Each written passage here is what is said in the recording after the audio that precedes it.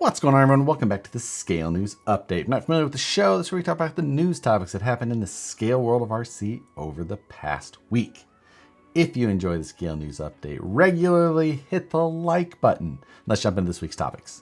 First for this week, Capo is teasing a new version of their 1/18th Tatra, however you're supposed to say, platform. This is, I believe, going to be called the Cub 3, and it's 1/18 scale, but it's a huge vehicle, so it's not small. But this is, like I said, they have a different one of these, and this is going to be a new version of it, similar in a lot of ways, but also new in some others.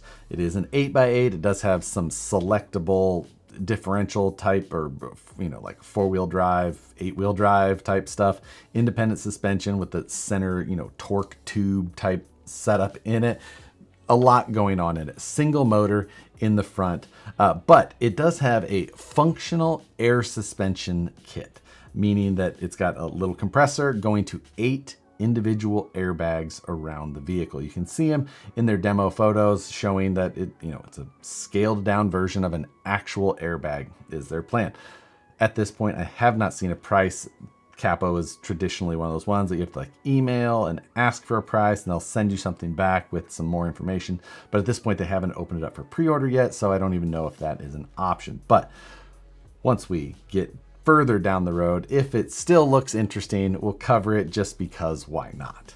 Proline finally released 1.9 Class 1 crawlers. BFG crawlers, 4.19 inches tall. This has to be one of Proline's most requested tires to date, and yes, they finally did it. I have to pick up some of these. I don't know what I need them for or what I'll use them on, but I've got to have them just in case they go away. So they're a pre-order currently. I've linked to them below if you'd like to jump in on the pre-order. Sometimes Proline orders can be weird. So if you're really itching for these, maybe jump in on the pre-order right away. If you go direct with it, you probably have the best chance of getting them when everything releases. But you never know. So if you're a big fan of crawlers, you gotta own them. Next, Proline also did the full release of the SCX6 sized Coyote Grande. This one I don't know why, depending on the angle, this doesn't look as good as the other Coyote bodies to me. I don't know what it is. It feels like the front is flatter, or just the proportion, something about it just doesn't look the same or as good as the 1/10 scale version or the 1/24 scale version to me. I don't know what it is. Maybe it's just me. I can't tell. I've seen a number of photos, and some photos look a little bit better, but I'm torn. Now, it does have an interior in there. I do believe that is from the JL. Not sure if it has to be trimmed in the back. I didn't see a lot of details on this, but the Coyote has the pinch to the rear, which a JL does not. So I have to assume that there's some sort of trimming required if you want to use it, but it is a SUV style, another body option for the SCX6.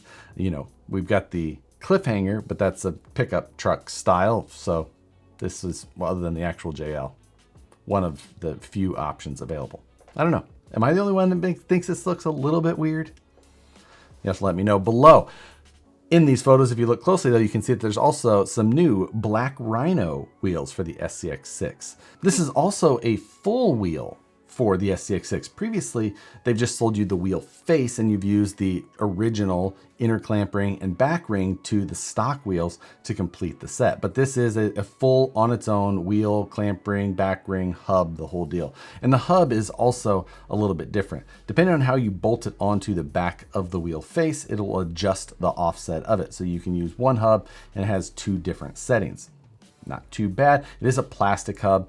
Sometimes plastic hubs from Proline have not necessarily always held up super well. Hopefully they come out with an aluminum option for that hub separately at some point down the road. But either way, nice to have that adjustability.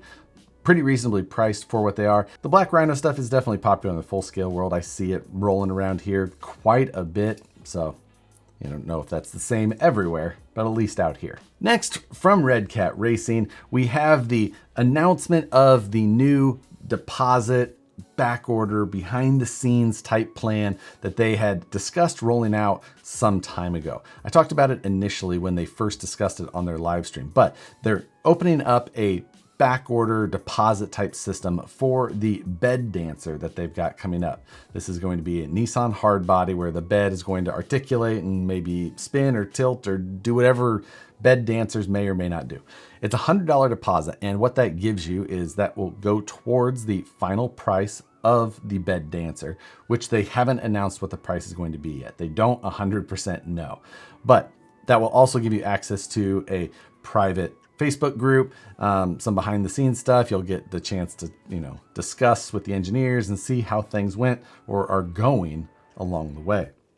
This is going to be like a Q4 2024 delivery. So you're going to be waiting, 6 to 8 months for this truck to actually arrive.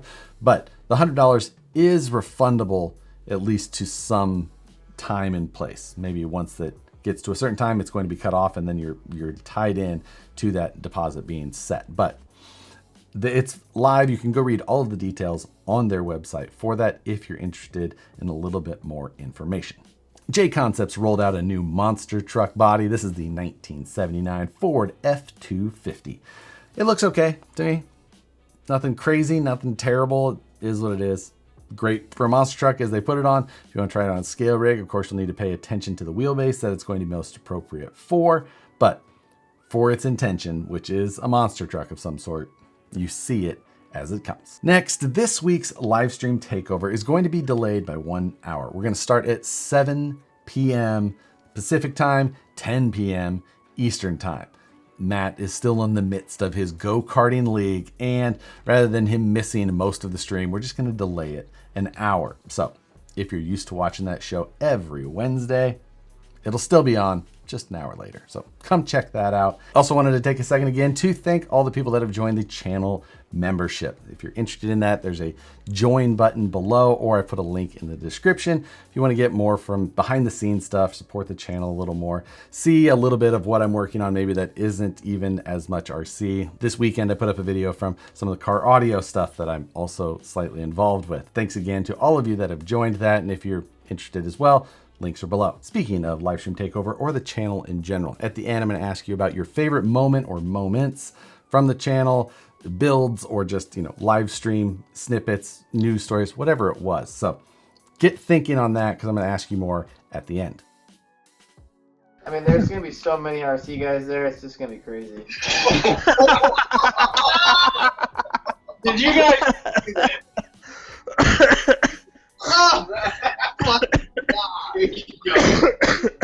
Oh, it's in your hair.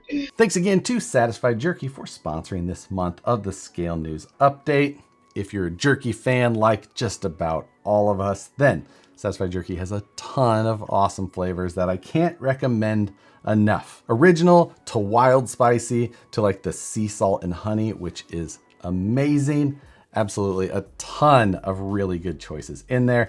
I think I've probably tried almost all of them, but and if you'd like to try some of the flavors, use the code #HarleyDesigns10.